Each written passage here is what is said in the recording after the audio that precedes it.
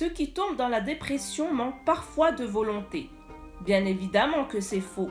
Je ne compte plus le nombre de fois où l'on entend dire « Allez, bouge-toi, secoue-toi, arrête de faire ta chichi, relève-toi ».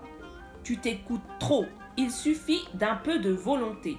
Avec un bon coup de pied dans le derrière, tu vas vite te relever, ça ne te fera pas de mal. Mais qu'est-ce que tu veux à la fin ? D'autres sont dans une situation pire que la tienne ? Beaucoup aimeraient être à ta place. Même si toutes ces remarques sont dites avec bienveillance, empathie, parfois même avec violence pour aider la personne en dépression, cela reste contre-productif.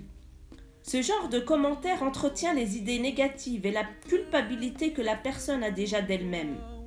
Elle est bloquée dans un cercle vicieux. Impossible de faire quoi que ce soit, même avec toute la volonté du monde. Tu ne peux plus faire les gestes quotidiens.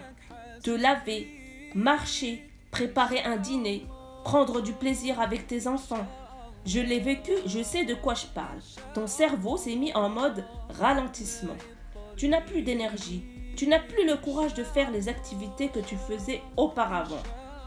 Donc dire à une personne en dépression qu'elle manque de volonté, c'est comme dire à quelqu'un qui s'est tordu la cheville qu'il n'a qu'à se secouer et qu'avec un peu de volonté, il va pouvoir marcher normalement. C'est quand même ridicule. Il faut comprendre que le malade ne peut simplement plus rien faire. Il se sent en décalage par rapport aux autres. Quelque chose s'est brisé dans son cerveau. Il a disjoncté. C'est comme cela que je l'ai ressenti. On est comme anesthésié et paralysé. On ne ressent plus rien. On a l'impression d'être en mode zombie. C'est comme si quelqu'un d'autre prenait le contrôle de ton cerveau. Tu es ensorcelé alors ? Non, cela n'a rien à voir avec de la sorcellerie. C'est simplement que tu as trop encaissé et ton corps te dit stop, danger. Je vais te mettre en mode ralenti.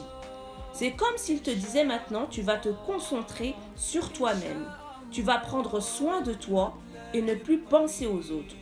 Tu en as fait trop, cela va être dur, mais je n'ai plus le choix, c'est pour ton bien. Pour terminer, il est donc primordial de ne pas juger, mais d'accompagner le malade. La dépression, c'est une maladie. Cela n'a rien à voir avec un manque de foi, ni un manque de volonté, ni un signe de faiblesse, ni une question de sorcellerie, mais plutôt un signe d'avoir essayé d'être fort trop longtemps. Sur ce, prenez soin de vous. Dans la prochaine vidéo, je vous parlerai des symptômes de la dépression et de l'accompagnement du malade. N'oubliez pas de partager. Peut-être que des gens qui ont de fausses idées reçues sur la dépression vont pouvoir mieux la comprendre.